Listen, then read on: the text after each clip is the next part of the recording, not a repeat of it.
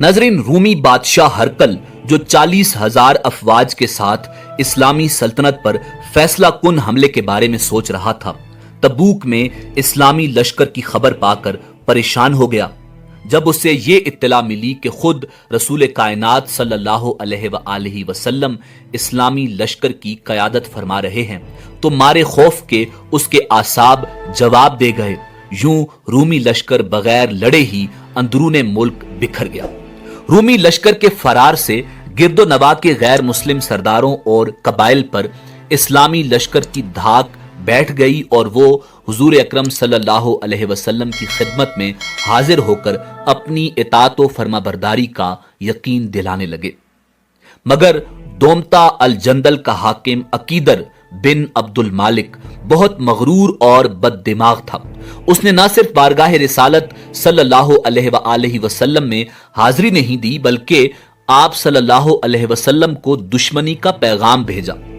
رسول اللہ صلی اللہ علیہ وسلم نے اس گستاخ کے مقابلے کے لیے حضرت خالد بن ولید رضی اللہ تعالی عنہ کو منتخب کیا، ساتھ ہی ہدایت فرمائی کہ عقیدر کو زندہ پکڑ کر لانا ہے۔ حضرت خالد بن ولید رضی اللہ تعالی عنہ فرمان نبوی صلی اللہ علیہ وآلہ وسلم کی تعمیل میں 400 سواروں کے ساتھ دومتا الجندل کی طرف روانہ ہو گئے۔ صحرائی راستہ بے حد دشوار گزار تھا۔ لوگ اس صحرا کو عبور کرنا موت کو دعوت دینے کے مترادف سمجھتے تھے۔ گرمی بلا کی تھی، پیاس سے جان نکلی جا رہی تھی۔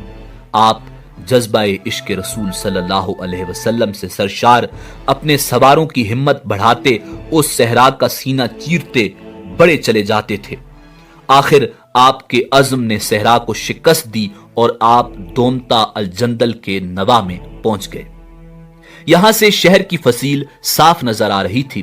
آپ رضی اللہ تعالی عنہ نے اپنے ساتھیوں کو رکنے کا حکم دیا اور خود ذہن میں عقیدر کو زندہ پکڑنے کے منصوبے سوچتے ہوئے چند سواروں کے ساتھ آگے بڑھ گئے۔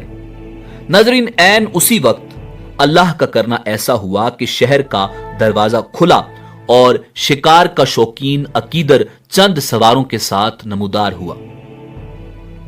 حضرت خالد بن ولید رضی اللہ تعالی عنہ سمجھ گئے کہ ابھی عقیدر مجاہدین کی آمد سے بے خبر ہے اور رسول اللہ صلی اللہ علیہ وسلم کی پیش گوئی کے مطابق شکار کے لیے نکلا ہے۔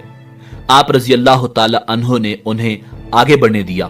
جیسے ہی وہ لوگ شکار میں مشغول ہوئے، حضرت خالد بن ولید رضی اللہ تعالی عنہ نے اس بد دماغ شکاری کو گھیر لیا۔ ابھی عقیدر صورتحال کو سمجھنے کی کوشش ہی کر رہا تھا کہ آپ نے اپنے گھوڑے کو ایڑ لگائی۔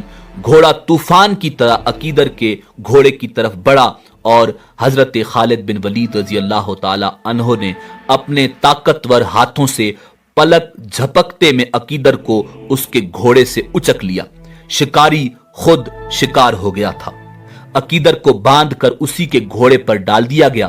پھر واپسی کا سفر شروع ہوا اور آخر کار حضرت خالد بن ولید رضی اللہ تعالی عنہ نے حسب ہدایت رسول اللہ صلی اللہ علیہ وسلم عقیدر کو خدمت اقدس میں حاضر کر دیا۔ ناظرین، عقیدر نے اپنے رویے پر معافی مانگی۔ آپ صلی اللہ علیہ وآلہ وسلم نے اسے اس شرط پر رہا کر دیا کہ وہ خود مدینہ میں حاضر ہو کر شرائط صلح پیش کرے گا۔ رسول اللہ صلی اللہ علیہ وسلم نے وہاں چند روز مزید قیام فرمایا اور دسمبر 630 عیسوی کو مدینہ منورہ واپس تشریف لائے۔ جب رسول اللہ صلی اللہ علیہ وآلہ وسلم اس دنیا سے رخصت ہو کر اپنے خالق حقیقی سے جا ملے، یہ وہ وقت تھا جب مسلمان اپنے پیارے نبی صلی اللہ علیہ وآلہ وسلم کے غم میں نڈھال تھے۔ ان کے حواس اور حوصلے بکھر گئے تھے۔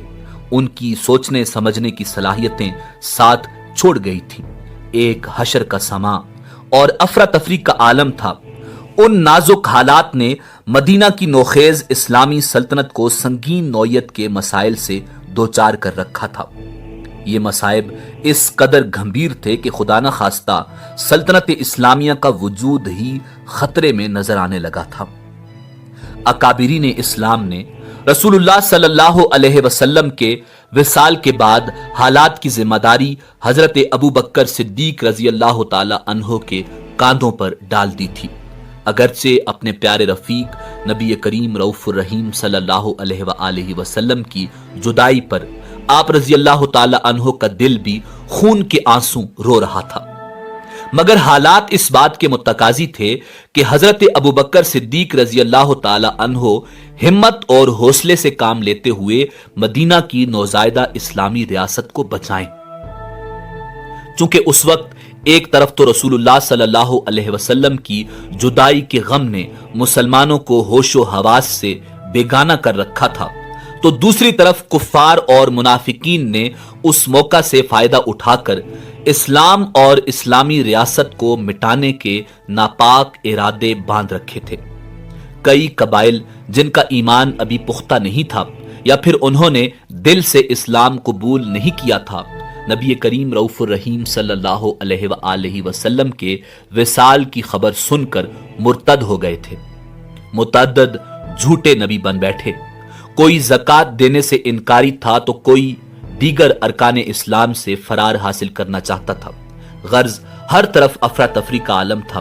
ایسے بدترین حالات میں حضرت ابو بکر صدیق رضی اللہ تعالی عنہ نے خود کو سنبھالا اور بے مثال ہمت و حوصلے سے کام لیتے ہوئے اسلام کے خلاف اٹھ کھڑے ہونے والے اس طوفان کے سامنے ڈٹ گئے۔ آپ رضی اللہ تعالی عنہ نے اسلام دشمنوں، فسادیوں اور نبوت کے جھوٹے دعوے داروں سے نمٹنے کے لیے 11 لشکر تشکیل دیے، جن میں پہلے لشکر کا سپہ سالار بنی مخزوم کا شہزادہ خالد بن ولید رضی اللہ تعالی عنہ تھے۔ ناظرین، حضرت خالد بن ولید رضی اللہ تعالی عنہ نے سب سے پہلے طلیحہ بن خویلد کی خبر لینے کا فیصلہ کیا۔ اس بےہودہ اور کذاب شخص نے نبوت کا جھوٹا دعویٰ کر رکھا تھا۔ طلیحہ بن خویلد ایک فریب کار اور مکارانہ باتیں بنانے میں ماہر شخص تھا۔ اس نے اپنی چکنی پرفریب اور سحر انگیز باتوں سے بہت سے لوگوں کے ذہنوں پر قبضہ کر لیا تھا۔ حضرت خالد بن ولید رضی اللہ تعالی عنہ اس فتنہ کو جلد از جلد ختم کرنا چاہتے تھے، بس آپ کوچ پر کوچ کرتے اور ہفتوں کا سفر دنوں میں طے کرتے بلائے ناگہانی کی طرح جھوٹوں کے سردار طلیحہ بن خویلد کے سر پر جا پہنچے۔ حضرت خالد بن ولید رضی اللہ تعالی عنہ کی طلیحہ بن خویلد اور اس کے حواریوں کے ساتھ کئی لڑائیاں ہوئیں۔ یہ بڑے ڈھیٹ لوگ ثابت ہوئے، ادھر شکست کھا کر بھاگتے، ادھر پھر سے جمع ہو کر مقابلے پر آ جاتے۔ آخر شکست پر شکست، ایک طرف تو ان کے حوصلوں پر دراڑیں ڈالنے لگی اور دوسری طرف ان کی افرادی قوت کم ہونے لگی۔ صورتحال کو دیکھتے ہوئے طلیحہ بن خویلد نے اپنی ساری قوت یکجا کر کے حضرت خالد بن ولید رضی اللہ تعالی عنہ سے فیصلہ کن لڑائی کا ارادہ کر لیا۔ خود جناب حضرت خالد بن ولید رضی اللہ تعالی عنہ یہی چاہتے تھے کہ اس کذاب کے سارے حواری ایک جگہ جمع ہوں تو آپ اس فتنہ کو ہمیشہ کے لیے ختم کر دیں۔ آخر وہ وقت بھی آ گیا جب حق و باطل آمنے سامنے تھے۔ پھر کیا تھا، اللہ کی تلوار بجلی کی طرح حرکت میں آئی اور ایک ہی حملے میں بے شمار دشمن خاک و خون میں لوٹنے لگے۔ حضرت خالد رضی اللہ تعالی عنہ کی دیکھا دیکھی مجاہدین بھی اللہ کا نام لے کر دشمن پر ٹوٹ پڑے۔ اسلامی لشکر کا یہ حملہ اس قدر شدید اور جان لیوا تھا کہ طلیحہ بن خویلد اور اس کے حواری جان بچانے کے لیے بھیڑ بکریوں کی طرح ادھر ادھر بھاگنے لگے، مگر ان کے لیے آج کسی طرف امان نہ تھی۔ ان کی اکثریت ماری گئی۔ طلیحہ بن خویلد خود حضرت خالد بن ولید رضی اللہ تعالی عنہ کے ہاتھوں ذلت آمیز شکست کھا کر جان بچانے کے لیے شام کی طرف بھاگ نکلا۔